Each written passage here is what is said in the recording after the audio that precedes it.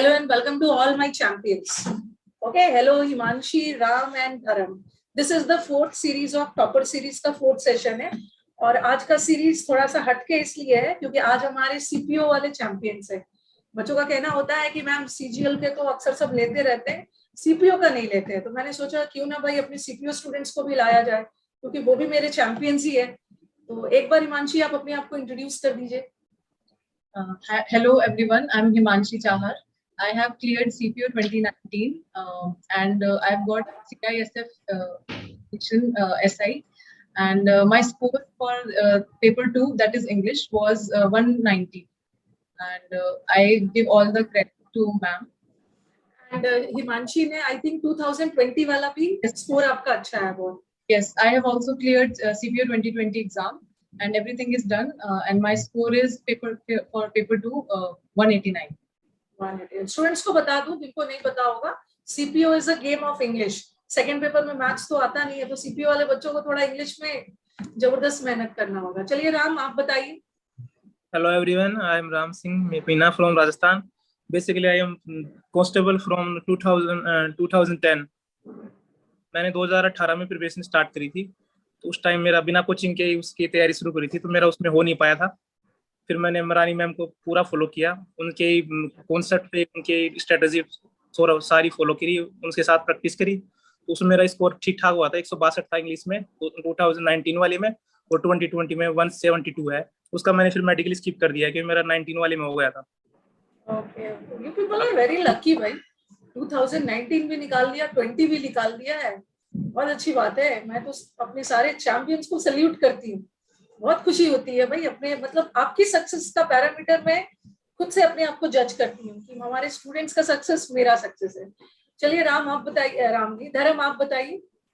जी ma'am, hello everyone, मेरा नाम धर्मराज चौधरी है और मैं राजस्थान के जयपुर का रहने वाला हूँ और मुझे 2019 में CRPF SI मिला है। इंग्लिश में मेरा स्कोर था 160 और जो मैंने स्कोर किया है 160, वो मेरा पूरा क्रेडिट जाता है यूट्यूब से रानी मैम को, जिन्होंने बहुत अच्छे से मतलब इतना तो आप ऑफलाइन कोचिंग में भी नहीं सीख सकते जितना इन्होंने इतना अच्छे से यूट्यूब पे पढ़ाया हुआ है। बस आपको रेगुलर फॉलो करना है, रेगुलर क्लासेस लेनी है। जी जी ma'am, YouTube channel, yes YouTube channel से मैम। हाँ, स्टूडेंट्स का कहना होता है ना कि मैम क्या यूट्यूब से क्वालिफाई कर सकते हैं एग्जाम्स, कहीं आधा अधूरा जी तो मैम, नहीं है? जी नहीं मैम, बिल्कुल भी आधा अधूरा नहीं होता, बिल्कुल आप यूट्यूब से निकाल सकते हो। बस आपको रेगुलर रहना होता है। जिस तरीके से आप ऑफलाइन क्लास में रेगुलर रहते हो, वैसे आपको यूट्यूब पर भी आपको रेगुलर रहना होता है, रेगुलर क्लासेस लेनी होती है, उनका प्रॉपर रिवीजन करना होता है। आप यूट्यूब से भी अच्छे से निकाल सकते हो, यूट्यूब से कोई दिक्कत नहीं आती मैम। मुझे बहुत अच्छा लगा, आपने एक बात पे फोकस किया जो कि मैं हर बार करती भी हूँ। रेगुलरिटी बहुत जरूरी है किसी भी चीज में। किसी भी चीज में अगर रेगुलर रहोगे ना, तो कोई चीज ना भी आता है, एवरीडे क्लास में आते रहो, कहीं ना कहीं एक दिन ऐसा आएगा कि आप सीख जाओगे। रेगुलर रहना बहुत जरूरी है। जी मैम, रेगुलर तो बहुत, जी। और मैं थोड़ा सा राम की तरफ आती हूँ क्योंकि राम ऑलरेडी एक जॉब कर रहे हैं पहले से, और इनको ऑलरेडी एक कांस्टेबल दिल्ली में है, तो इनके लिए थोड़ा सा दिक्कत हुई होगी, टाइम की कमी, टाइम बहुत कम मिलता होगा इनको। और राम की शादी भी हो गई है, बहुत अच्छी बात है। राम की शादी भी, गुड़िया भी 3rd में पढ़ती है, उसको भी पढ़ाना, उसके साथ उसकी ट्यूशन भी, फिर जॉब भी थोड़ा डिफिकल्ट था, बट मैंने जो स्कोर, मतलब बहुत अच्छी बात है। आप सबके लिए इंस्पिरेशन बन सकते हो भाई। फैमिली की तरफ से भी आपको कोऑपरेशन मिला होगा। जैसे बच्चों का कहना होता है कि मैम वर्किंग लोग को बहुत दिक्कत हो जाती है, ठीक है, थोड़ा सा वर्किंग लोग को थोड़ा सा एक्स्ट्रा मेहनत करना है, सैटरडे संडे को थोड़ा ज्यादा पढ़ लेना है, कुछ ना कुछ तो करना होगा ना, कंप्लेन करने से तो कुछ होगा नहीं। तो एक बार आप बताइए कैसे मैनेज करते थे राम आप अपने जॉब और प्रिपरेशन को? मैं ड्यूटी ऑफिस में लगवा रखी थी, तो वहां से मेरे को 10 से 6 बजे तक का टाइम होता था। उसके बाद मेरा टाइम था 6 बजे से मैं स्टार्ट करता था स्टडी, रात के 12 बजे तक, 1 बजे तक भी पढ़ता था। और उसके बाद जो सैटरडे और संडे होता था, उसमें मैं पूरा एडवांटेज लेता था, उसका 12 घंटे 14 घंटे उसको पूरा पढ़ता था। आपके मैंने सारे जितने भी प्रैक्टिस आपने करवाए, एक भी नहीं छोड़ा मैंने, एक भी। 2 नोटबुक खुद की मैंने भरी हुई है, वो कैब से, आपके रूल से, वहीं से। बुक्स मैंने छोड़ दी थी, मैंने पहले बुक्स से प्रिपरेशन करी थी, मेरा हुआ नहीं था उसमें, फिर मैं वहां से मैंने बुक। आपने मेरे पेड बैच भी लिया था? हाँ, पहले मैंने यूट्यूब से इंस्पायर्ड होके फिर मैंने आपका पेड बैच लिया था वुमेन अकेडमी पे। ओके ओके, बहुत अच्छी बात है, क्योंकि मुझे लग रहा है आप मेरे डार्क हॉर्स में से हो। या आप मेरे डार्क हॉर्स हो, क्योंकि आपका नाम मैं जनरली कमेंट बॉक्स में नहीं देखती थी, आप लग रहा था रिकॉर्डेड देखते होगे। रिकॉर्डेड, क्योंकि मेरे को टाइम की हाँ, कमी थी। आपके पास टाइम की कमी थी। तो मैं कैसे अपने जैसे बच्चों का कंप्लेन होता है ना राम, कि मैम एरर्स में इतने सारे रूल्स होते हैं, कैसे याद रहेगा, एक कैसे पता चलेगा कि इस सेंटेंस में यही वाला एरर है, तो ये सब बच्चों को दिक्कत आती है, तो आपने कैसे इसको ठीक किया है? मैम मैंने पहले तो आपका पे वो कोर्स पूरा किया, पूरा ग्रामर किया, एक बार में पूरा कर लिया। उसके बाद से फिर मैंने प्रैक्टिस नहीं छोड़ी एक बार भी। जितने मैंने आपने 2600 करवाए थे वो रूल्स, वो सारे मैंने 2-3 बार किए थे मैंने सारे। वहां से भी मेरा एक, वहां से मेरी हैबिट वहां से ठीक होने लग गया था। लेकिन शुरू में जब आप लोग एरर्स बनाते होगे तो दिक्कत आती होगी ना, बहुत ज्यादा रॉन्ग होता होगा क्या हिमांशी, शुरू में जब आप एरर्स बनाते होगे?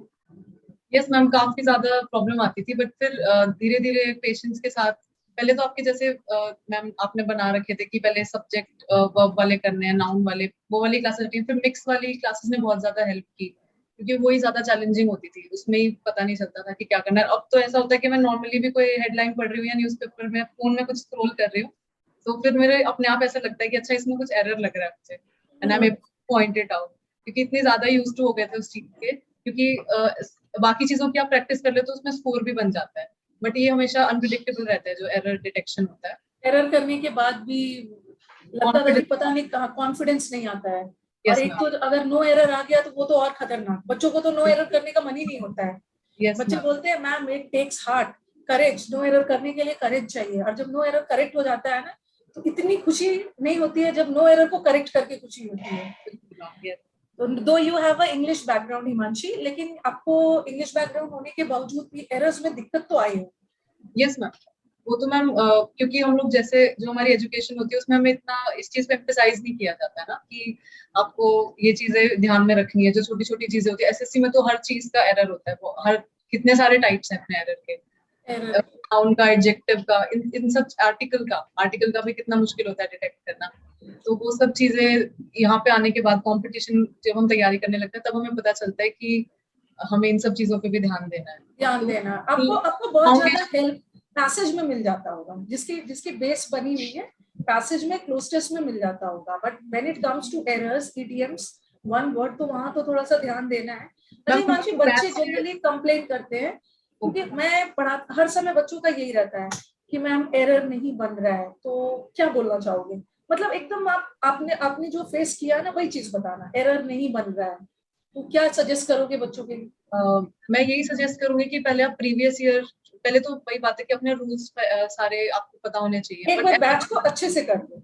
यस मैम, बैच को अच्छे से कर लो, और रूल्स को भी ऐसा नहीं है कि आप बिल्कुल रिजिड हो जाओ उनके साथ कि हाँ ये लिखा हुआ है तो बिल्कुल लाइन टू लाइन आपको कहीं पे भी सेम नहीं मिलेगा कोई भी एरर, क्योंकि एरर के टाइप बेशक सेम होते हैं, बट वो हर बार कुछ ना कुछ ट्विस्ट होता है उसमें।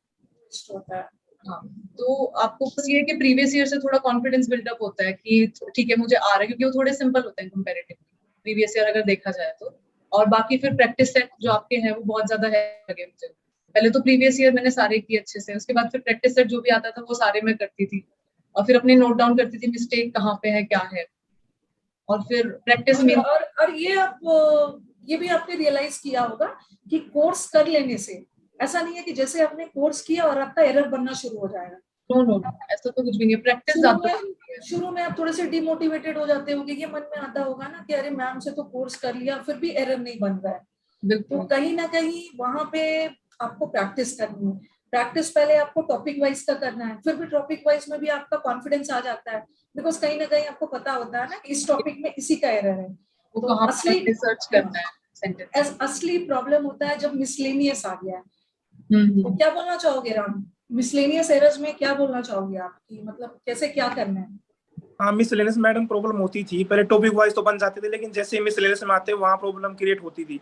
लेकिन जैसे जैसे प्रैक्टिस करते जाते हैं वो प्योरिटी आती जाती है, फिर धीरे धीरे पता चल जाता है ना इस सेंटेंस में इसका एरर है। हाँ देखते ही दैट इज थ्रू प्रैक्टिस। आपने गेम ऑफ प्रैक्टिस था, तो रियल में वो गेम ऑफ प्रैक्टिस ही होता है, बहुत सारी प्रैक्टिस करने के बाद वो बनने लग जाते हैं फिर।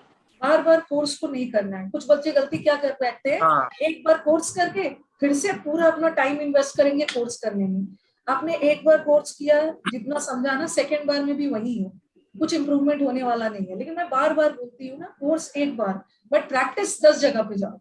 मुझसे करो, किसी और टीचर से करो, कोर्स नहीं, प्रैक्टिस जगह जगह से करो, वैरायटी ऑफ क्वेश्चंस को गो थ्रू करो, ताकि आपका और भी इम्प्रूवमेंट होगा। चलो धर्म, मैं आपसे बात करूंगी वोकैब में बच्चों का कंप्लेन होता है, जी मैम मैम। भूल जाते हैं, तो मैं डांटती हूँ ना, 10 साल पहले जो मूवी देखा था वो आप नहीं भूलते हो, और परसों वोकैब पढ़ाया था वो भूल जाते हो। तो मूवी तो इंटरेस्ट में देखा था ना, तो वो तो जी याद मैम, रहता है। तो वोकैब के लिए क्या बोलना चाहो? जो हमारे एग्जाम में आया था मैम, 2019 का एग्जाम हुआ था, अभी कुछ ही दिन पहले वो आया था, वो खुद हम बोल चुके हैं, क्योंकि हमने पढ़ी नहीं, उसके बाद हमने छोड़ दी, तो वो खुद। तो वोकेब का तो ऐसा है कि आपने पढ़ना है, एक बार पढ़ना है, उसके बाद जो वोकेब आपको नहीं है, दूसरे दिन की वोकेब पढ़ने से पहले आप प्रीवियस ईयर वोकेब को एक बार गो थ्रू कर लो, उसके बाद ही आगे की वोकेब आपको पढ़नी है। तो वोकेब का तो यही है कि वोकेब में तो ना कोई रूल लग रहा है, ना उसमें कोई टीचर आपको याद करा सकता है। वोकेब का तो एक ही तरीका है कि आप जितनी बार आप उसको रिवाइज करोगे, जितनी बार रिवाइज करोगे आप उतनी बार रिवाइज कर लो, आपका वोकेब ठीक हो जाएगा। वोकैब रिवीजन करना तो है, ऐसा जितना नहीं भी कि वोकेब तो फिक्स बहुत सारी है। फिक्स जी मैम। वोकैब्स है। जी। और आप क्या वोकेब, बोलोगे जी, हिमांशी, और वोकेब वोकैब के ऐसा लिए भी नहीं क्या है कि बोलोगे? आपकी कोई फिक्स। हाँ बोलिए बोलिए धर्म, बोलिए धर्म, आप बोलिए, कंटिन्यू करिए। जी मैम, और वोकेब का ऐसा है ना कि आप वोकेब, इतनी सारी वोकेब है, ऐसा नहीं कि आपने जो वोकेब पढ़ी है वही आपके एग्जाम में आती है, बट आप इतनी सारी वोकेब पढ़ लेते हो, तो एसएससी का ऐसा है कि वोकेब जो आती है वो वोकेब आपको याद नहीं है, पर आपके ऑप्शन से वो हो जाते हैं क्वेश्चन। तीन ऑप्शन आपके ऐसे रहते हैं कि अगर आपको थोड़ा धुंधला धुंधला भी याद है तो आप कर लेते हो एलिमिनेट वोकैब करके। का लेवल तो कोई सबसे अच्छा, टफ नहीं है।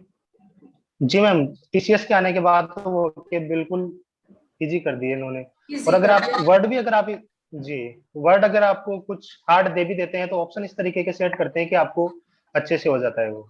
ओके, तो Himanshi, what is your take on vocab, क्या बोलना चाहोगे? मैम वोकैब का यही है कि आपके कोर्सेज ने तो बहुत ज्यादा हेल्प की है। मैंने यूट्यूब के भी आपके सारे जितने मुझे पुराने पुराने काफी पुरानी वीडियोस भी मैंने देखी, उनसे भी मुझे काफी हेल्प मिली, क्योंकि उसमें जो आपके मेथड्स है कि वोकैब थ्रू रूट वर्ड्स, और बाकी आपने अब तो काफी ज्यादा इनोवेटिव बना दिया है। तो मेन तो यही है कि आपको प्रैक्टिस करनी होती है, और जो जितने आप सिनोनिम्स याद कर सकते हो, और उससे काफी हेल्प मिलती है। जैसे धर्म जी ने बोला कि आपको वर्ड एग्जैक्ट वो तो आएगा नहीं एग्जाम में, मतलब बहुत रेयरली होता है कि आपको वही वर्ड मिल रहा है, पर उसके सिनोनिम्स से आप थोड़ा आइडिया लग जाता है, आप इतने पढ़ चुके होते हो सिनोनिम्स वगैरह, उसके जो कंपाइलेशन होता है उसमें, तो उससे काफी हेल्प मिल जाती है।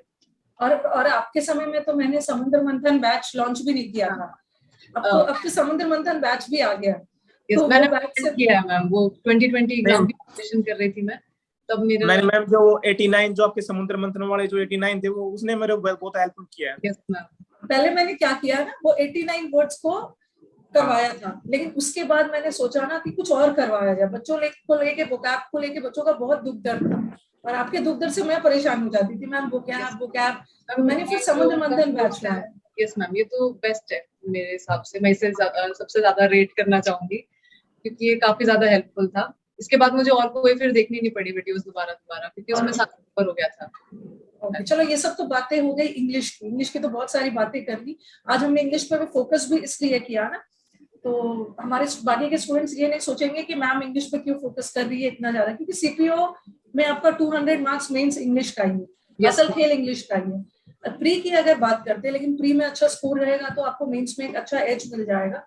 अगर हम प्री की बात करें तो जीएस वगैरह की तैयारी कैसे की थी हिमांशी आपने? मैम मैं अनअकैडमी फॉलो कर रही थी काफी टाइम से। मैं जैसे मैंने बताया कि मैं डिफेंस की प्रिपरेशन कर रही थी पहले, उसके बाद मैंने एसएससी की स्टार्ट की थी 2018 में।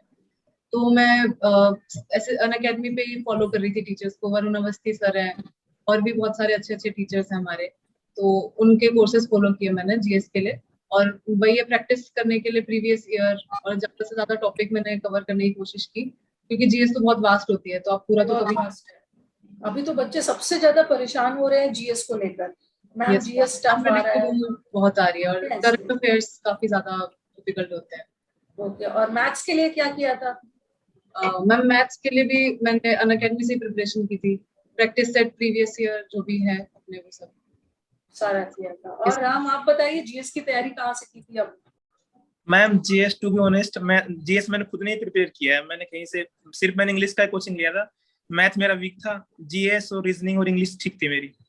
ओके, तो जीएस हाँ क्योंकि मुझे ना बहुत रेयर सुनने को मिलता है कि मेरी जीएस अच्छी थी, तो मैं थोड़ा सा बात करना चाहूंगी कैसे अच्छा किया आपने अपना जीएस। मैम मैंने एनसीईआरटी फॉलो की और लूसेंट वगैरह, और एक यूट्यूब से इधर से उनको प्रैक्टिस से ऐसे, और राकेश सर वाली एक प्रीवियस वाली बुक थी, बस वही फॉलो किया था अच्छा जीएस के लिए, लेकिन जी। एनसीईआरटी तो एक बहुत थोड़ा टाइम टेकिंग प्रोसेस है ना। वो मैंने कंपाइलेशन ले लिया था उसका, एक बुक थी वो नाम भूल गया मैं, वो बुक थी कंपाइलेशन थी, वो वहीं से किया था। क्या क्या था स्कोर है आपका जीएस में? जी इसमें मेरा 31 था। 31, बहुत अच्छी मैथ बात में है। मैथ में 6 था मैम, मेरा मैथ में 6 था मेरा, मैथ नहीं आता मेरा बिल्कुल भी। मैथ्स में सिर्फ 6 नंबर था? क्या किया था मैथ्स में, सिर्फ 6 नंबर लेके? मैथ नहीं आता मैम मेरे को बिल्कुल भी। लेकिन बहुत अच्छी बात है भाई, आपने दूसरे सब्जेक्ट्स में लग रहा है लीड ले लिया है। हाँ 46 इंग्लिश में था, 31 जीके में, और रीजनिंग में 36 है, 35 ऐसे था कुछ।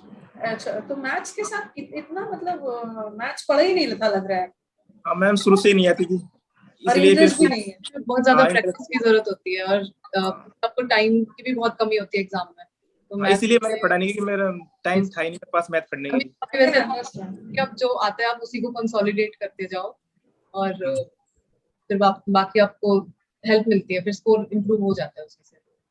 और धर्म, आपने मैथ्स की तैयारी कैसे की थी? जी मैम, जैसा कि मैंने आपको बताया, मैंने ऑफलाइन कोचिंग ली थी एक बार, तो वहां से मैंने सारे नोट्स और वो तैयार कर लिए थे। उसके बाद मैंने जो भी प्रीवियस ईयर क्वेश्चंस थे वो सारे प्रिंट करवा लेता था मैं, और डेली एक प्रैक्टिस सेट लगाता था मैं।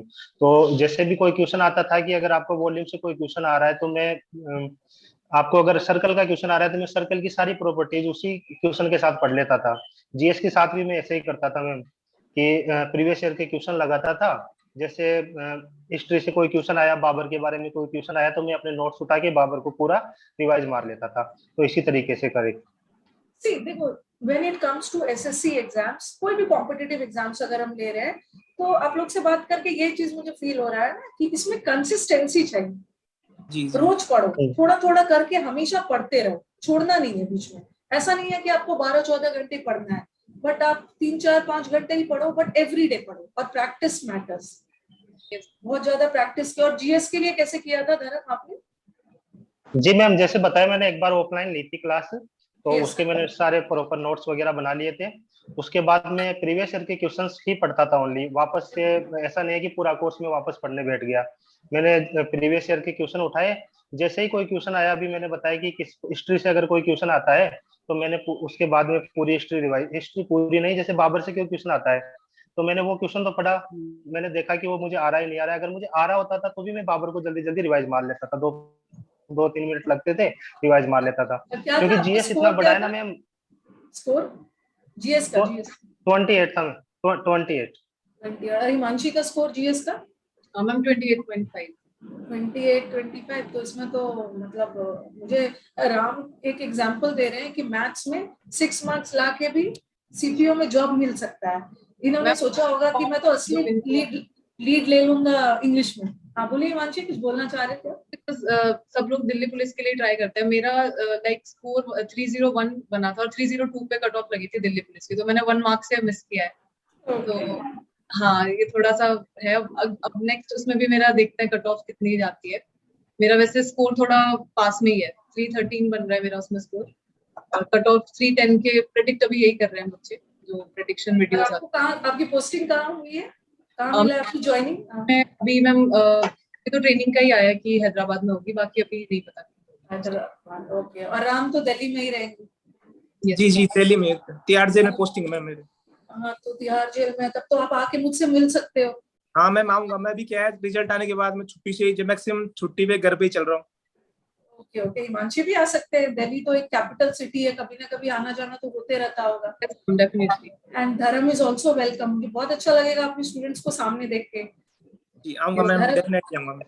मैम ये भी हमारे लिए प्राउड मोमेंट है कि हमें मौका मिला कि हम आपके साथ ऐसे लाइव सेशन कर पा रहे हैं, जबकि हम आपको ऑफलाइन देखते थे हमेशा वीडियोस में, कभी भी। मुझे मुझे भी बहुत अच्छा लग रहा है आप लोग को देख के। और जब भी स्टूडेंट स्टूडियो पे आते हैं ना, सबसे पहले तो वो शर्माते हैं मुझे देख के। जितने भी स्टूडेंट स्टूडियो में इंटरव्यू देने आएंगे ना, तो वो सबसे पहले शर्माते हैं। बोलते हैं शर्मा क्यों रहे हो? वो तुमका कहना होता है मैम हमें ना आपको सामने से देख के कुछ अजीब सा फील हो रहा है। जनरली हम आपको एक छोटे से फ्रेम में देखते हैं। और इस तैयारी के दौरान मानसी आप बताएंगे कि कभी कभी बीच बीच में थोड़े से मूड स्विंग्स होते रहते हैं, डिसअपॉइंटमेंट्स कि क्या करूं, मतलब सही जगह पे टारगेट कर रही हूँ नहीं करूं, कभी कभी तैयारी के दौरान कुछ ना कुछ होते रहता है, डिसअपॉइंटमेंट्स आते रहते हैं, तो आपके साथ भी कुछ हुआ होगा? यस मैम, ऐसे लगता वैसे है कि ऑल्दो जैसे मैं आपको देख के मुझे ना, आप देख के मुझे बहुत कॉन्फिडेंट लग रहे हो, ओके, बट कहीं ना कहीं कुछ ना कुछ प्रॉब्लम्स तो आते ही रहते हैं। मैम कॉम्पिटिटिव वर्ल्ड में जाने के बाद आपको कॉन्फिडेंस बिल्डअप करना पड़ता है, वो प्रोसेस में ही आपको करना पड़ता है। क्योंकि पहले मेरा जैसे मैंने आपको बताया मेरा सीजीएल एग्जाम क्लियर हुआ था, तो मैं उसके टीयर 2 के लिए प्रिपेयर कर रही थी। तो उस चक्कर में मैं सीपीओ का टीयर 1 था हमारा 2020 एग्जाम का, बिकॉज मेरा जो सीपीओ 2019 जो अभी क्लियर हुआ है उसमें मेरा फर्स्ट पेपर में अच्छा स्कोर नहीं था इतना, मेरा था 111 और कट ऑफ थी 108 पे। तो इसलिए मुझे काफी मेहनत करनी पड़ी थी इंग्लिश के लिए, और उसने मेरा स्कोर इतना बूस्ट किया कि मुझे इतनी अच्छी, मेरा क्लियर भी हो गया और फिर मुझे इतनी अच्छी पोस्ट भी मिली है सीआईएसएफ। और फिर सीपीओ सीजीएल बीच में मेरा आ गया था 2019 का, तो उस चक्कर में आपका मैं इंग्लिश में 190 स्कोर था? Yes ma'am, tier 2। Yes ma'am. आपके मार्क्स कहाँ कटे, 10 मार्क्स कहाँ कट गए? मैम आई गेस पैसेज में शायद कटे हैं मेरे 2-3 मार्क्स। एक कोई पैसेज थोड़ा डिफिकल्ट मुझे लगा था, बट बाद में मैंने जब वो किया तो फिर वो मुझे इजी लगा। पता नहीं वो शायद उस टाइम एग्जाम के टाइम में कुछ कम प्रेशर होता है या फिर थोड़ा हो जाता है कभी कभी ना, मुझे ऐसा कुछ लगा नहीं कि मेरी कमी थी कुछ प्रिपरेशन में, वो बस एग्जाम देते वक्त कुछ मुझे लगता है ऐसा हुआ होगा। यू नेवर नो ना, बिकॉज वो वो दो, आस्था यस मैम, उस टाइम पे आप अलग ही जोन में होते हो। बेशक आप घर पे प्रैक्टिस करते हो वो अलग चीज होती है, बहुत प्रैक्टिस की थी घर पे भी, आपके साथ भी की थी प्रैक्टिस, और वैसे भी काफी प्रीवियस ईयर वगैरह ट्राई किए थे। पर बाकी मुझे नहीं लगता कि मेरी प्रिपरेशन में कोई कमी थी, मैं काफी कॉन्फिडेंट थी क्योंकि मैंने बहुत प्रैक्टिस की थी। आपने 190 स्कोर लाया, बहुत अच्छा स्कोर लाया, प्रिपरेशन में कमी कहाँ से होगी? कभी कभी होता है ना कि आप इतने सारे इडियम्स पढ़ के जा रहे हैं, लेकिन कभी कभी होता है कि एक दो इडियम्स कुछ अलग से आ गया जो Yes, आपको पता नहीं है, तो वो तो लक लक फैक्टर है। फिर उसे छोड़ना वो सब भी डिसाइड करना आपके ऊपर होता है कि हाँ, उसे छोड़ना ज्यादा जरूरी है। और फिर बाद में ऐसा भी होता है कि आप रिग्रेट भी करते हो कि नहीं मैं सही सोच रही थी, पर फिर वो चीज थोड़ा है, आपको करना पड़ता है, उसके साथ डील करना पड़ता है कि कैसे आपको चूज करना है कि क्या चीज छोड़नी है क्या चीज नहीं छोड़नी है। तो मैं बता रही थी कि मेरा सीजीएल, फिर मैं सीपीयू का भी जो सेकंड पेपर है उसमें भी मेरे साथ यही सेम हुआ था। मेरा सीजीएल का मेंस था इंग्लिश का, उसके एक दिन बाद ही सीपीयू का फर्स्ट प्री निकला था 2020 वाला। तो तभी भी मैं प्रिपरेशन नहीं कर पाई थी जीएस और मैथ्स वगैरह की, बट इंग्लिश में मेरा 47 स्कोर है आउट ऑफ 50 प्री में। तो इंग्लिश की क्योंकि मैं प्रिपरेशन कर ही रही थी कंटिन्यू, तो वही चीज है कि अगर आप प्रिपरेशन कंटिन्यू रखते हैं आपको बस वही कॉन्फिडेंस दे सकता है। आपको कंटिन्यू रहना पड़ता है, थोड़ा सा बीच में स्लो मोमेंट्स भी आते हैं जब आपको लगता है कि नहीं हो रहा, स्कोर भी नहीं अच्छा आ रहा है, बट फिर आप कंटिन्यू रखो अपना जो आपने नोट्स बनाए हैं। जरूरी नहीं आपकी आपको पूरे टाइम फोन पे चिपके रहना है, जो आप अपने नोट्स बना रहे हो, अपना सेल्फ स्टडी भी बहुत जरूरी है आपको करने के लिए, उससे आपको कॉन्फिडेंस बूस्ट होता है। क्योंकि फोन में फिर आप ये होता है कि डिस्ट्रैक्शंस होते हैं बहुत ज्यादा, आप वही कोर्स दोबारा दोबारा कर रहे हो, उसका कोई फायदा नहीं है। कोई फायदा नहीं। और मॉक्स वगैरह दिया था आपने बहुत सारा? यस मैम, मॉक्स भी दिए थे मैंने, मेनली तो प्रीवियस ईयर पे मैंने फोकस किया था क्योंकि मॉक्स में भी लेवल ऊपर नीचे होता है। जो आपने मॉक्स बनाए थे उनमें फिर भी लेवल, क्योंकि आपने काफी अच्छे से उसका मेंटेन किया था लेवल, आप ज्यादा ऊपर भी वैसे नहीं बनाते थे, बिल्कुल एग्जाम के प्रीवियस साथ ही उस लाइन में जो मॉक होता था। ज्यादा ऐसा होता है ना कि बाकी आप मॉक्स ऑफलाइन मैंने और भी जगह ट्राई किए थे तो वो बहुत ज्यादा, उनका लेवल बहुत ज्यादा अप हो जाता है। वो नहीं चाहिए ना, उससे बच्चे डिमोरलाइज हो जाते हैं। मॉक्स एकदम रिलेवेंट लेवल होना चाहिए। पैटर्न और ही चेंज हो जाता है। मॉक्स वगैरह में जब लो स्कोर आ जाता था तो क्या फील करते थे? मैम फिर यही लगता था कि चलो फिर से ट्राई करेंगे, ऐसा तो नहीं है कि अब इसी, ये कोई फाइनल एग्जाम तो था नहीं, मॉक ही है, तो थोड़ा सा वही सोच के और प्रैक्टिस करते थे कि भाई कहाँ कहाँ पे गलती हुई उस सबको नोट डाउन करके फिर से अपना प्रैक्टिस करने के उसमें हो जाता था बस। और मॉक्स आपने पूरा कोर्स खत्म करने के बाद स्टार्ट किया या बीच से ही शुरू कर दिया?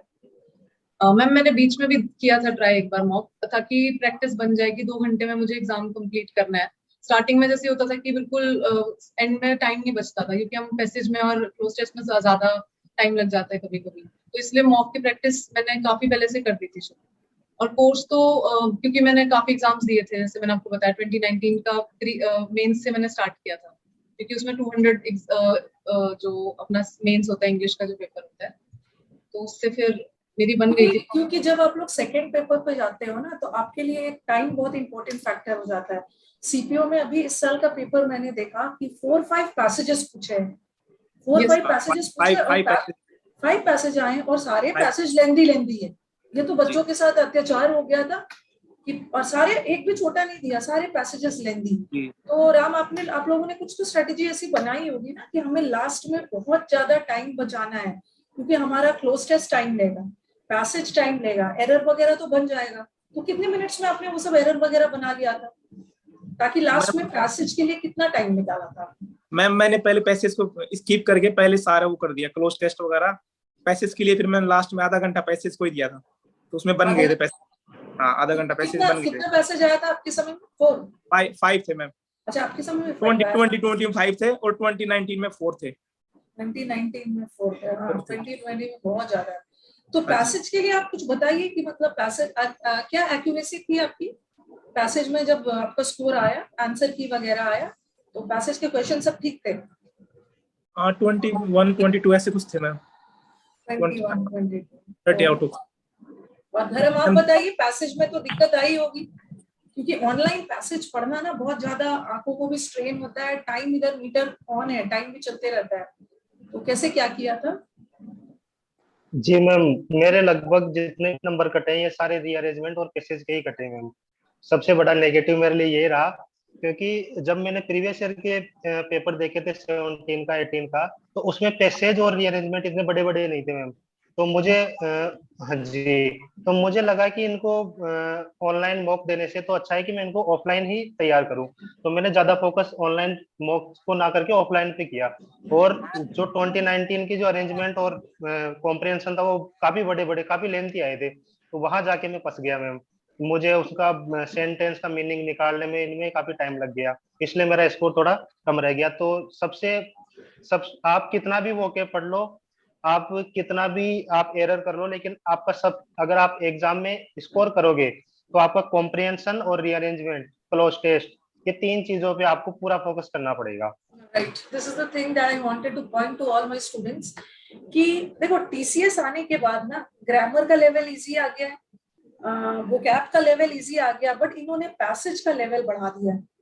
और हमारे स्टूडेंट्स क्या करते हैं, पैसेज का, हमारे स्टूडेंट सब पागल होते हैं ग्रामर के रूल्स पढ़ने में, जो कि मैं बार बार बोलती हूँ, असली डिसाइसिव फैक्टर है, आपको अपने कॉम्पिटिटर से आगे बढ़ाएगा ये पैसेज, क्लोज टेस्ट और पीक्यूआरएस, जो कि बच्चे इंटरेस्टेड नहीं होते हैं। और मैंने क्या फील किया है कि मैंने भी पैसेज में बहुत इंप्रूव किया है। पहले मैं जैसा पैसेज पढ़ाती थी 2019 में, 18 में जो मैं पैसेज पढ़ाती थी, पीक्यूआरएस जितना पढ़ाती थी, अब मैं खुद फील करती हूँ कि मैंने भी, टीचर भी अपने आप को इम्प्रूव करते हैं, इम्प्रोवाइज करते रहते हैं, तो मैंने फील क्या किया कि अब मैंने पैसेज पे बहुत ज्यादा फोकस किया है, पीक्यूआरएस भी बहुत ज्यादा बच्चों को करवा रही, वो इरिटेट हो जा रहे हैं कि मैम आप वो छोड़ दीजिए, एक दिन में आप इतना करवाओगे ना तो एकदम हम लोग परेशान हो जा रहे हैं। कोर्स आए थे पैसेज और पीक्यूआरएस वाले, वो स्पेसिफिक वाले, तो आप कह रहे थे कि इसमें काफी कम बच्चे आते हैं लाइन, तो सही बोल रहे हो, क्योंकि उसमें मैम इंटरेस्ट डेवलप करना बहुत मुश्किल होता है। और मुश्किल होता है, यूट्यूब पे भी बच्चे डिमांड करते हैं ना, मैं तो पढ़ा दूं पैसेज, बट बच्चे ये चीज रियलाइज नहीं करते हैं, और 2-3 साल बाद वो रियलाइज करते हैं। Okay, after 2 to 3 years they will realize कि पैसेज क्लोज टेस्ट कितना इंपॉर्टेंट है। शुरू में कर लोगे तो आपका टाइम वेस्ट नहीं होगा ना, वो तो सिर्फ ग्रामर के रूल्स के पीछे भाग रहे हैं। तो ग्रामर का एक सैचुरेशन लेवल है, और खास करके ग्रामर बहुत इजी आ रहा है, ठीक है, और एक सैचुरेशन लेवल, उससे ज्यादा नहीं पढ़ना है आपको, वर्क करना है ये सब पैसेजेस में, और थोड़ा सा ऑनलाइन। और मॉक से क्या क्या सीखा आपने, दिव्यांशी, हिमांशी, मॉक से क्या क्या सीखा, मतलब मॉक ने आपको क्या क्या सिखाया? मैम मॉक से पहले तो टाइम मैनेजमेंट का पता चलता है कि आपको टाइम कितना लग रहा है, क्योंकि आपके पास 200 क्वेश्चंस करने और आपके पास बस 120 मिनट्स है, और आपको काफी ज्यादा मॉक्स में, क्योंकि हम तो ज्यादा वही आपकी वाली बात है, हम फोकस करते हैं वो कैब पे, एरर डिटेक्शन पे, पर मॉक में आपको पता चलता है कि वो कितना ज्यादा एग्जॉस्टिंग होता है जब आपके पास 20 लगातार पीक्यूआरएस आ रहे हैं अरेंजमेंट करने के लिए। इट्स वेरी टायरिंग, बहुत थका देने वाला ऑनलाइन, ज्यादा एग्जॉस्टिंग। मुझे तो पीक्यूआरएस ये सेंटेंस अरेंजमेंट बहुत ज्यादा एग्जॉस्टिंग लगता था। आपके साथ प्रैक्टिस करते थे तब भी थोड़ा सा लगता था, क्योंकि वो एकदम से जो लगातार जब वो आते जाते हैं ना, तो फिर थोड़ा हो जाता है, आपका माइंड स्ट्रेन हो जाता है।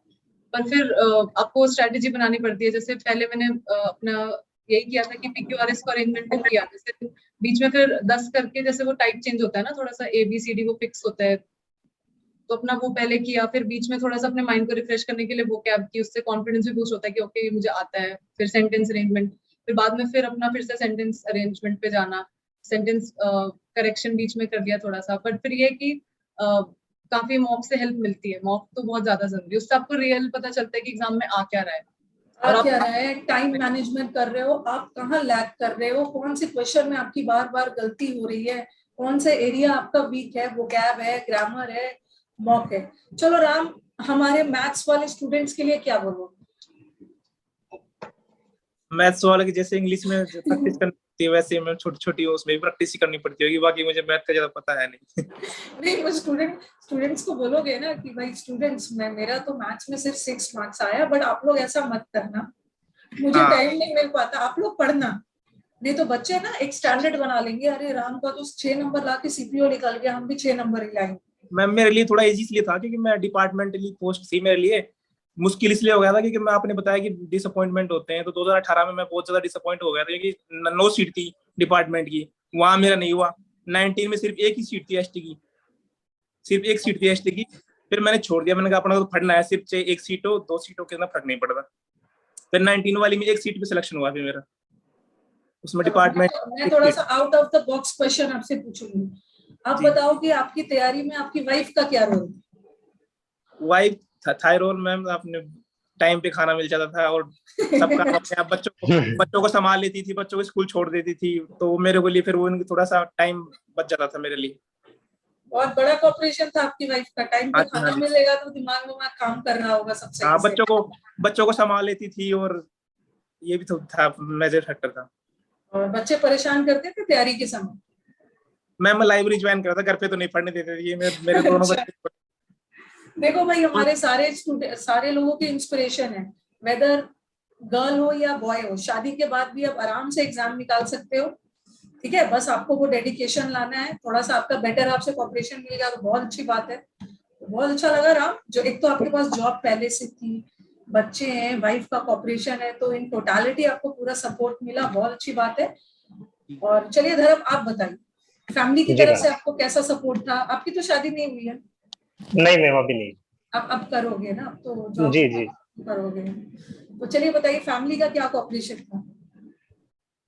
मैम फैमिली का तो बहुत, सबसे ज्यादा अगर मैं कहूँ कि सबसे ज्यादा सपोर्ट और सबसे ज्यादा एनकरेज जो करते हैं वो तो फैमिली वाले ही करते हैं, क्योंकि एक्चुअली मैंने 2013 के बाद पढ़ाई छोड़ दी थी मैम।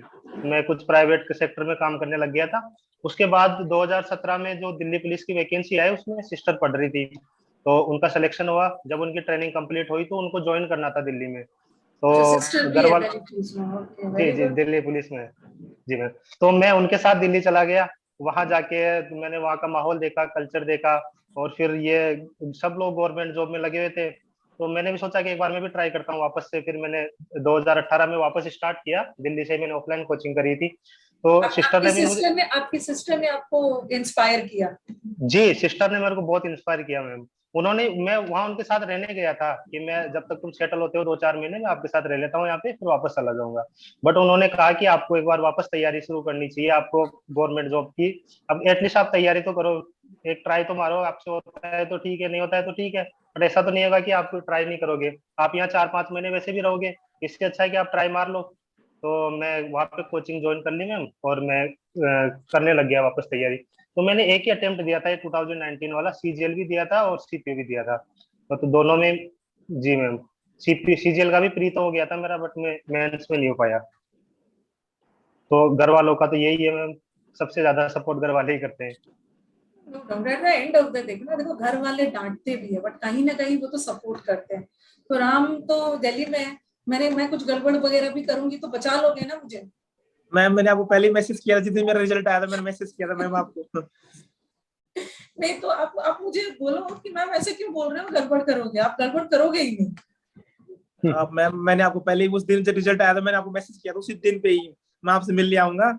अभी मेरा थोड़ा टाइम की शॉर्टेज है, तो बस घर में प्रोग्राम तो था, मकानों का काम चल रहा है गाँव में, छुट्टी भी ले रखी है मैं रिजल्ट के बाद से। जैसे ही मैं दिल्ली आऊंगा, मैं ट्रेनिंग में जाने से पहले एक बार आपसे मिले जरूर आऊंगा। I'll be waiting for the day, सारे स्टूडेंट जब मुझसे मिलने आए। चलिए हिमांशी, आप बताइए आपका फैमिली का क्या कॉपरेशन था? यस मैम, फैमिली का तो बहुत ज्यादा कोऑपरेशन होता है आपकी प्रिपरेशन में, बिकॉज वो आपको मोटिवेट भी करते हैं और वो आपको डांटते भी है बीच बीच में, बट वो भी आपको फिर उस चीज से भी गो थ्रू करना ही पड़ता है। और बाकी सारी फैसिलिटीज आपको मिल रही है आजकल, आपको इंटरनेट कनेक्शन घर पे मिल रहा है, घर पे आप आराम से पढ़ सकते हो, वो उन्हीं की सारी जो हमें फैसिलिटीज प्रोवाइड कर रहे हैं वो उन्हीं का कंट्रीब्यूशन है। तो आपको जितना हो सके उस चीज को पॉजिटिव उस अप्रोच में लेना है और अपने आप को प्रूव करके दिखाना है, ताकि वो लोग भी प्राउड फील करें, क्योंकि आजकल जॉब बहुत ज्यादा मुश्किल है, हमें हर सीट के लिए फाइट करना पड़ता है, एक मार्क का बहुत ज्यादा फर्क पड़ता है। जैसे मैंने आपको बताया, मेरा बस 1 मार्क की वजह से दिल्ली पुलिस मिस हो गया, तो थोड़ा बहुत रिग्रेट भी होता है, पर फिर यही है कि आपको जो मिलता है आपको उसमें कंटेंट रहना चाहिए, और आगे और मेहनत करने के लिए अपॉर्चुनिटी है, और आपका बहुत सारे अपॉर्चुनिटीज। अभी तो आपकी लाइफ की शुरुआत है, अभी आप लोग की एज क्या है, अभी तो शुरुआत है, अभी ऐसे ही ग्रो करते रह जाओ। Yes ma'am. अच्छा, एक चीज मुझे और बोलना था, जैसे कई बार बच्चों का कहना होता है ना, जैसे आई वांट टू नो कि ऑफलाइन या अभी तो कोविड की वजह से ऑनलाइन एजुकेशन बूम पे है, तो ऑफलाइन या ऑनलाइन एजुकेशन की बात करूं, धर्म आपने तो शायद ऑफलाइन भी किया हुआ है, ठीक है? धर्म की थोड़ी सी कनेक्टिविटी में प्रॉब्लम हो रही है, चलो मैं बात करती हूँ। ऑनलाइन एजुकेशन में जैसे बच्चे को कहना होता है हिमांशी की बहुत डिस्ट्रैक्शंस होते हैं, ये है वो है, मैम हमें तो दिल्ली आके ही तैयारी करनी है, तो क्या मतलब ऐसा कुछ है जो आप फील करते हो? नो मैम, मेरा तो मैम कोविड-19 से पहले भी मैं खुद से सेल्फ स्टडी कर रही थी, तो वही चीज है कि अपना ऑनलाइन ही उसमें सबसे ज्यादा हेल्पफुल, मुझे तो यही लगता है कि ऑनलाइन बहुत ज्यादा हेल्पफुल है आपके लिए। आप डिस्ट्रैक्ट कम होते हो मेरे हिसाब से, तो क्योंकि आपको सारी चीजें, आपका टाइम बच रहा है, आपके रिसोर्सेज बच रहे हैं, बाकी आप अपना घर पे आराम से घर के कंफर्ट में सब कुछ आपके पास है, सारी फैसिलिटी। घर का खाना मिल रहा है, पेरेंट्स का सपोर्ट है, कम खर्च में आपका ऑनलाइन एजुकेशन हो जा रहा है, ये आप पे है। आपको ट्रैवलिंग में इतना टाइम आपका वेस्ट होगा, उतना में तो आप अपनी तैयारी कर लो। और मैम कितने सारे रिसोर्सेज अवेलेबल है, अब यूट्यूब पे भी जैसे आपका चैनल है, वो मुझे सफिशिएंट लगता है। अगर आपको प्रिपरेशन करनी है, आपके पास रिसोर्सेज नहीं है, तो आप आराम से यूट्यूब से भी कर सकते हो, सारे सेशंस हैं, आपने अभी भी कितने सारे मॉक्स भी, फ्री मॉक्स डाले हुए हैं उस पे, और आपके जो पुराने पुराने लेक्चर्स है जो आपकी ऑफलाइन क्लासेस के हैं आई गेस, तो वो भी काफी ज्यादा हेल्पफुल है। मैंने जब मुझे ऐसा लगा ऑनलाइन में ना यू हैव अ चॉइस, इतने सारे टीचर्स हैं, आपको कोई नहीं पसंद आ रहे हैं, वैसे सब टीचर तो अपना बेस्ट ही देते हैं, बट आप किसी एक टीचर से ज्यादा कंफर्टेबल हो जाते हो, तो आपके पास चॉइस है, आप स्विच ओवर कर सकते हो जिससे आप ज्यादा कंपैटिबल हो। तो क्या बोलना चाहोगे राम, आपके लिए तो और बेस्ट है। आप तो जॉब कर रहे थे, आपका तो ऑनलाइन एजुकेशन आपके लिए एक बूम था। यस मैम, मैं कोविड-19 का जो टाइम, जो लॉकडाउन टाइम था, उस टाइम मैंने ऑफलाइन तो मैंने कभी कोचिंग की नहीं, मैंने सिर्फ ऑनलाइन ही आपको सजेस्ट, वहीं से मैंने फॉलो किया, वहीं से बस वहीं से हो गया मेरा। ऑनलाइन जो वर्किंग लोग के लिए है, ऑनलाइन बहुत बेस्ट है, टाइम सेविंग थी, मैं जहाँ भी अपना मोबाइल लेके जाता, लैपटॉप लेके जाता, जहाँ मेरे को ऑफिस में टाइम मिलता, वहीं से अपना लैपटॉप निकाल के पुरानी आपकी वीडियोस देख लिए, नोट डाउन कर लिए, वैसे कर लंच में। ऑनलाइन एजुकेशन में कमेंट्स बंद रखिए, जो पढ़ाया जा रहा है उस पर कंसंट्रेट करिए, रिवीजन करिए, नहीं तो ऑनलाइन एजुकेशन एक तरह का एडिक्शन भी है। इतने सारे टीचर्स आपको चारों तरफ मिल रहे हैं ना, आपको लगेगा उसकी भी क्लास कर लो, उसकी भी क्लास कर लो, पर लास्ट में आप फील करते हैं यस, ये सोचते हो कि चलो ऑनलाइन क्लास ही ले लेते हैं, दोबारा सुन लेंगे, याद हो जाएगा, बट फिर वो भी ज्यादा बेनिफिशियल नहीं होता है, आपको खुद से सेल्फ स्टडी करना जरूरी होता है, वरना तो हमें कुछ ट्रेडिशनल मेथड्स है तैयारी के, वो है नोट्स बनाना, जितना भी आप पीडीएफ पढ़ लोगे ना, उससे कुछ नहीं है, नोट्स बनाना, याद करना, तो वो सब तो क्या ट्रेडिशनल मेथड आपको फॉलो करना हो। आप क्या बोलना चाहोगे धर्म ऑनलाइन एजुकेशन को लेकर? जी मैम, ऑनलाइन एजुकेशन का तो मैम बहुत बड़ा रोल है। जब से ऑनलाइन एजुकेशन आया मैम, काफी स्टूडेंट्स है जो नहीं अफोर्ड कर पाते थे ऑफलाइन रहना करना, उनके लिए काफी अच्छी अपॉर्चुनिटी है मैम। और मैं अपने खुद के लिए भी बताऊं तो मैंने जब ऑफलाइन कोचिंग किया था तो उससे 4-5 साल पहले मैंने पढ़ाई छोड़ दी थी। तो मैंने जब कोचिंग करी तो लगभग मुझे ऐसा नहीं था कि मेरा पूरा कोर्स कंप्लीट हो गया, सारी चीजें मुझे याद हो गई है। तो उसके बाद भी मैंने ऑनलाइन कोर्स का ही सहारा लिया था मैम, यूट्यूब चैनल का सहारा, आपका यूट्यूब चैनल, और मैथ्स के लिए भी मैंने एक सर फिक्स कर रखे थे, मैं उन्हीं के वीडियोस देखता था। तो ऑनलाइन एजुकेशन सबसे बेस्ट है मैम। जब मैं ऑफलाइन कोचिंग जाता था तो सुबह 8 बजे निकलता था मैं क्लास के लिए, और शाम को वापस 5 बजे तक घर आता था, तो उसमें काफी टाइम वेस्ट होता था। अगर आपके पास ऑनलाइन है, अगर आप ऑनलाइन पढ़ पा रहे तो सबसे बेस्ट है। लेकिन ऑनलाइन की एक दिक्कत भी होती है ना मैम, कि आपके पास जैसा आपने बताया कि कई सारे टीचर्स हैं, आप इसके भी वीडियो देख लो, उसके भी वीडियो देख लो, तो उसमें अगर बच्चा ऐसा करने लग गया तो कभी सिलेक्शन नहीं ले पाएगा। आप ऑनलाइन के अंदर सारे टीचर अच्छे हैं, आप अपने एक सब्जेक्ट के हिसाब से एक टीचर को चूज कर लो और उसी को फॉलो करते रहो, डे फर्स्ट से लेके एंड तक आप उसी को फॉलो करते रहो, आपका अच्छे से हो जाएगा। जी मैम। तो मैंने इंग्लिश के लिए भी आपको, और जैसा जी, और मैंने आपको बताया कि मैं मॉक तो देता ही नहीं था, मुझे तो पता नहीं मॉक देने से एलर्जी थी, मैं मॉक देता ही नहीं था। तो जी, तो मेरा जो ये कॉम्प्रिहेंशन, क्लोज टेस्ट, ये सब मैंने आपका बहुत पढ़ा है, क्योंकि मैं मॉक देता नहीं था, ऑफलाइन मुझे पढ़ने में दिक्कत होती थी, मैं ऑफलाइन सिर्फ ओनली में एरर और यही पढ़ता था, वो के भी। तो मैं अच्छे से आपके सारे सारे के सारे बहुत ऑनलाइन अच्छी बात वीडियोस है, स्पेशली बहुत जी। अच्छी बात है कि आप आपका सिलेक्शन हो गया है। लेकिन बाकी सारे स्टूडेंट्स को मैं ये बोलना चाहती हूँ, ऐसा नहीं है कि धर्म की बात को बहुत हार्ड एंड फास्ट मान लेना, हम भी मौत नहीं देंगे। वो नहीं, मैं आपकी मॉक तो गलती, वो आपकी गलती नहीं। मैं खुद अभी रियलाइज कर रहा हूँ ना कि अगर मॉक तो सबसे ज्यादा इंपॉर्टेंट, अगर मॉक दिए होते हम तो मेरे आखिरी खुद में के जो वो डेफिनेटली स्कोर 20 होता से है 25। हमारा, जो एक जगह जी पे हो जाता है कि 170 स्कोर आ रहा है, पता नहीं क्या प्रॉब्लम हो रही है, कभी कहीं मार्क्स कट रहे हैं, कभी कहीं, वो फिर वो धीरे धीरे मॉक से इम्प्रूव होता है। आप जब करते जाते हो उससे फिर आपको इम्प्रूवमेंट दिखती है मॉक में ही। थोड़ा वो कॉन्फिडेंस को लो भी कर देता है टाइम्स, बट फिर वो इम्प्रूव करने में उसी का सबसे बड़ा रोल है। एक ऐसा लेवल आता है ना जहाँ पे आप कंसिस्टेंट हो जाते हो, इतना मॉक्स में हाँ। आ रहा तो फिर, और मैं अक्सर बोलती हूँ जितना मॉक्स में आ रहा है ना, एग्जाम में 10-15 नंबर ज्यादा ही आता है, क्योंकि मॉक्स थोड़ा सा टफ बनाया जाता है, एग्जाम में उससे ज्यादा ही आएगा। यस। तो आपने तो राम मॉक्स बहुत सारा दिया था, आपने दिया मॉक्स। मैं मॉक्स में, जैसे मैंने मॉक्स खत्म किया तो मैं पहले जो गलत हुए हैं, जो मिस्टेक्स हुई हैं, उन पे फोकस कर रहा था। गलत गलत कैसे हो गए, 20 गलत हो गए, 25 गलत हो गए, उनको पकड़ रहा था पहले। मैंने 20-30 मॉक हर एग्जाम, जैसे 2020 में 20-30 मॉक्स दिए थे, और 19 में भी 20-30 मॉक्स दिए थे, सारे जो उस पे टेक्स्ट बुक से अवेलेबल थे। ओके, चलो हिमांशी से तो मैं नहीं पूछूंगी because she has a English background. आपका बैकग्राउंड क्या था राम, हिंदी मीडियम से थे हिंदी या medium, English medium? Hindi medium था मैम। चलो मैं यहाँ पे टारगेट एक और चीज को करूंगी, क्योंकि बच्चों का कहना होता है, देखो हमारे हिंदी मीडियम वाले, और आपका क्या था धन? हिंदी मीडियम ही था।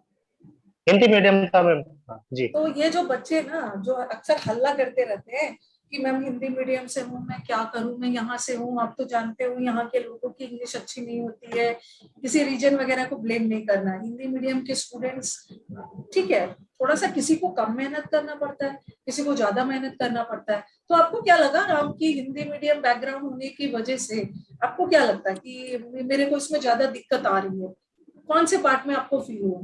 मैम मेरे कॉम्प्रिहेंशन में ज्यादा दिक्कत आती थी, लेकिन बाद में फिर मैंने थोड़ा सा न्यूज़पेपर रीडिंग हैबिट डाली और फिर प्रैक्टिस करी, तो फिर से हो गया फिर। प्रैक्टिस करते करते आपका हो गया। हाँ, और हो गया धर्म फिर। आपको? जी मैम, हिंदी मीडियम वालों को तो दिक्कत आती है मैम, बहुत ज्यादा दिक्कत आती है। जब मैंने इसका सीपीओ का प्री एग्जाम दिया था तो मेरे 23 मार्क्स आए थे ओनली इंग्लिश में, सारे 50 में से, क्योंकि जब मैंने स्टार्ट ही किया था तो इतने ही आए थे। बट दिक्कत तो आती है, लेकिन आप जब पढ़ने लग जाते हो तो उसके बाद आप उस चीज को कंटिन्यू करो, कहीं से आप अगर आपके गाइडेंस ले अंदर लो। डिटर्मिनेशन है ना, अगर आपके मन में है कि मुझे Yeah. इसे इम्प्रूव करना है तो कर लोगे, नहीं तो ये जी तो रोज जी का मैम। ड्रामा रहता है, अरे मेरा नहीं हो रहा है, ये हो रहा है मैम। और ये चीज याद रखना है ना, मुझे कंप्लेन नहीं करना है मुझे कि मैम मेरा ये नहीं हो रहा है, मेरा ये हो रहा है। आपको खुद एनालाइज करना है, पढ़ा तो मैं सबको सेम रही हूँ, ठीक है, आपका प्रॉब्लम क्या है ना, ये आपको आपको खुद एनालाइज करना है कि, क्योंकि मार्क्स तो आप दे रहे हो ना, यस इसमें मैम। टीचर ज्यादा से ज्यादा क्या बोलेंगे, इस पे ये वर्क करो, ये वर्क करो, यहाँ से तो मैं यही बोलूंगी, लेकिन आपको एनालाइज करना है कि आपकी गलती कहाँ पे हो रही है। कई बार बच्चे बोलते हैं मैम इतना पढ़ रहा हूँ मेरा स्कोर नहीं बढ़ रहा है, इसका मतलब आप पढ़ रहे हो, ये मैं विश्वास है, मुझे अपने स्टूडेंट्स पर पूरा भरोसा है, पढ़ रहे हो आप, लेकिन कहीं ना कहीं आप कुछ ना कुछ कहीं गलती कर रहे हो कि आपका कॉम्पिटिटर आपके सामने वाले का इंप्रूव हो रहा है, आपका नहीं हो रहा है। और एक दो चीज याद रखना है कि कोई चीजें ना जो 1 महीने में इंग्लिश का तूफान ला दूंगा, 15 दिन में फराटेदार इंग्लिश बोलना सीखिए, ये सब कुछ नहीं होता है। कोई भी एग्जाम क्रैक करने के लिए आपको टाइम देना होता है, किसी भी चीज में टाइम दोगे तभी इंप्रूव होगा। ऐसा नहीं है कि 3 महीना में सिलेबस खत्म और आपका सब बनना शुरू हो गया, यू नीड प्रैक्टिस। आपको क्या लगता है हिमांशी, मतलब पूरा कितना टाइम चाहिए एक एग्जाम क्रैक करने के लिए मिनिमम? मैम मेरे अकॉर्डिंग 6 मंथ्स, 3 to 6 मंथ्स। आपको पहले अपना कोर्स, पहले आपको अपना बेस बनाना चाहिए, क्योंकि हमारी जो एजुकेशन सिस्टम है उसमें थोड़ा सा कॉम्पिटिटिव का एक अलग लाइफ होती है, आपको फिर से स्क्रैच से स्टार्ट करना पड़ता है, क्योंकि आपको पैटर्न देखना पड़ता है कि एग्जाम का कैसा पैटर्न है और क्या कुछ है। तो आपको पहले अपनी प्रिपरेशन करनी है, पहले अपना कोर्स पूरा करना है, जो बेसिक कोर्स होता है, फंडामेंटल्स क्लियर करने हैं। उसके बाद आपको प्रैक्टिस करनी है, तो प्रैक्टिस के लिए तो आपके पास टाइम हमेशा आपको लगेगा कि कम ही है, जितना आप प्रैक्टिस कर सकते हो उतना प्रैक्टिस करो। तो मैं यही सजेस्ट करूंगी कि 3 से 6 महीने तो मुझे लगता है इनफ है। मतलब मिनिमम 6 मंथ्स तो लेके चलो मिनिमम। अब उसी में किसी की बीमारी क्रॉनिक है तो थोड़ा सा ज्यादा टाइम लगेगा। तो चलो, मुझे बहुत अच्छा लगा आप लोगों से आज बात करके। तो before I and the session, तो हिमांशी क्या बोलना चाहोगे? बाकी जो हमारे सीपीओ वाले एस्पिरेंट्स हैं, अभी तो सीपीओ का नोटिफिकेशन अगस्त तक आएगा, मोस्ट प्रोबेबली दिसंबर जनवरी तक एग्जाम होगा, तो क्या बोलना चाहोगे? अपने प्रिपरेशन को अभी से आप स्टार्ट कर दो। सारे सब्जेक्ट्स पे फोकस करना है कि आपको हर एक सब्जेक्ट को टाइम देना है। इंग्लिश को भी 2 घंटे, सबको 2-2 घंटे, जैसे धीरे धीरे आप बिल्डअप करो, अपनी कंसिस्टेंसी बनाओ। और ऐसा भी नहीं है कि किसी चीज से प्रेजुडिस नहीं रखना है कि मुझे इंग्लिश नहीं आती है, मुझे मैथ्स नहीं आती है। आपको अपना बेस्ट देना है, अपनी प्रिपरेशन कंटिन्यू रखनी है, प्रैक्टिस करनी है जितना हो सके। और रिजल्ट्स फिर आपको आराम से दिखेंगे, रिजल्ट्स में अच्छे रिजल्ट। मुझे आपके अंदर, मतलब हमें अंदर से ये डिटर्मिनेशन रखना है कि मुझे करना है, करना है। करना है। ऐसा नहीं है कि मुझसे क्यों नहीं हो रहा है। सबके साथ वही प्रॉब्लम है। यस जो मैम, आप फेस कर रहे हो ना, वो सारे लोग फेस कर रहे हैं, सब फेस कर रहे हैं। यस मैम, इसको ओवर करना है। चलो राम, आप क्या बोलना चाहोगे?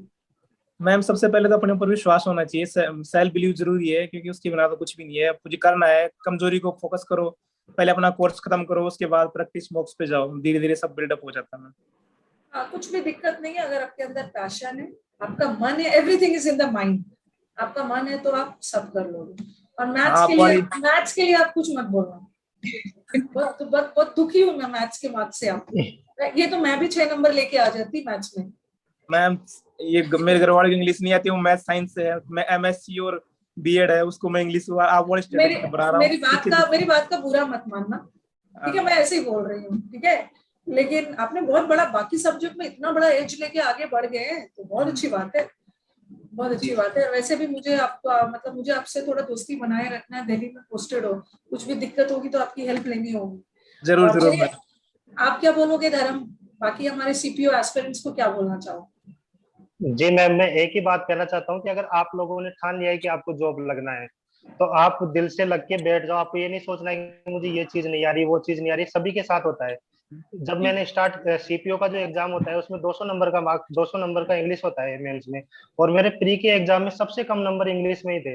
अगर मैं ये सोच के बैठ जाता कि मेरे सबसे कम इंग्लिश में है और मेंस में इंग्लिश आने वाली है, तो होता ही नहीं मैम। तो अगर आप लोगों ने सोच लिया है जी कि मुझे जॉब लगना है, मेरे पास एक ही रास्ता है कि मुझे जॉब लग के ही रुकना है, तो फिर आप लगे रहो। जितने भी मुश्किलें आए, आपको एक बार में कोई चीज समझ नहीं आती, आप 2 बार पढ़ो, 3 बार पढ़ो, 4 बार पढ़ो, बट आप लगे रहो। छोड़ना नहीं। एक बार जी छोड़ दिया ना, उसके बाद आप रेस में बहुत पीछे रह जाओगे। तो बहुत अच्छा लगा हिमांशी, धर्म एंड हमारे एक और स्टूडेंट थे जो जुड़ नहीं पाए हैं आज आप लोगों से बात करके। तो सीपीओ वाले एस्पिरेंट्स का डिमांड था कि मैम सीपीओ वाले स्टूडेंट्स को भी लेके आइएगा। तो मैम कोई भेदभाव नहीं करेगी, जैसे मेरे सीजीएल वाले स्टूडेंट्स है, मेरे सीपीओ है। अब मैं कोशिश करूंगी हमारे सीएचएसएल और स्टेनो को भी लेके आओ। तो बहुत बहुत congrats to all my students. Life में ऐसे ग्रो करते रहिए, यहाँ रुकना नहीं है। अभी आपकी एज क्या है? अभी तो just this is just the beginning. ऐसे ऐसे नाम रोशन करते रहो कि कल मैं देख के बोलूं, देखो look he is, she is Himanshi, look ये धर्म है, ये मेरे स्टूडेंट है, आज देखो कमाल किया हुआ है। तो मुझे ऐसा मौका देते रहना है, ठीक है? जी ma'am, thank you so much. आप हमारी जर्नी में बहुत ज्यादा इम्पोर्टेंट पार्ट था आपका। आपने बहुत मोटिवेट किया और बहुत हेल्प किया। देखो मोटिवेशन तो मुझे आता नहीं है। बच्चे बोलते हैं मैम आप ना, आप डांट आपको नहीं पता चलता है, आप किसी दूसरे स्टाइल में मोटिवेशन देते हो, क्योंकि आपकी डांट में मोटिवेशन रहता है। क्योंकि मुझे लगता है ना कि यार ये सब इतने बड़े हो चुके हैं, मूवी देखने के लिए, बाकी सब काम के लिए इन्हें मोटिवेशन नहीं चाहिए। सिर्फ इन्हें पढ़ने के लिए मोटिवेशन क्यों चाहिए? चलो नाम बताओ। सिर्फ पढ़ने के लिए मोटिवेशन चाहिए, बाकी सबके लिए भी तो बिना मोटिवेशन का हो जाना चाहिए ना। मैम खुद की जो कंडीशन है, खुद का स्टेटस है और खुद के पेरेंट्स है, वही उस मोटिवेशन है मेरे लिए। तो मैं तो यही समझता था कि अपने आप को खुद ग्रो करना है, दिखाना है, अपने आप को साबित करना है। ये चीज आपको आगे और एक चीज ना, हाँ, अपने आप को साबित करना है। और किसी ने आपके लाइफ में कुछ बोला है, कुछ भी हुआ है, तो हमें क्या करना है ना कि सबको पीछे छोड़ देना। क्योंकि हम जो करते हैं ना, हम किसी के लिए नहीं करते, हम अपने लिए करते हैं जी, ठीक है? जैसे आज आपने जो नौकरी ले रहे हो, कुछ भी ले रहे हो, पेरेंट्स के लिए नहीं ले रहे हो, अपनी सेफ्टी, सिक्योरिटी, अपनी इंडिपेंडेंस के लिए ले रहे हैं। लेकिन होता क्या है कि पेरेंट्स का एक रिस्पॉन्सिबिलिटी है, ओके? पेरेंट्स का कोई एक्सपेक्टेशन नहीं है। आप अपने लाइफ में सेट हो ना, तो कहीं ना कहीं वो भी निश्चिंत हो जाते हैं। नहीं तो जो भी आप कर रहे हो वो खुद के लिए कर रहे हो। जी और अपने मैसिव सक्सेस से आपको लाइफ में किसी ने कुछ बोला होगा, लोगों की बातें बुरी लग जाती है, सबको अपनी शांति के लिए सबको माफ कर देना है। बस सिर्फ अपने ऊपर काम करना है, अपनी फैमिली अपने ऊपर आप, क्योंकि ultimately at the end of the day ना, जितने भी पैसे कमा लिए, पीस ऑफ माइंड चाहिए। मैं ये चीज को मानती हूँ, शांति जरूरी है। ये इतना कमा रहे हो, आपने इतनी मेहनत की शांति के लिए, तो आप अच्छे से जॉब करिए। कभी भी कोई नीडी पर्सन आए, ओके, या आपका दिल किसी ने दुखाया है, कुछ भी किया है, सबको माफ कर देना और ऐसे लाइफ में ग्रो करते रहिए। चलो, थैंक यू, बहुत अच्छा लगा आप लोगों से बात करके। Thank you once. Thank you ma'am.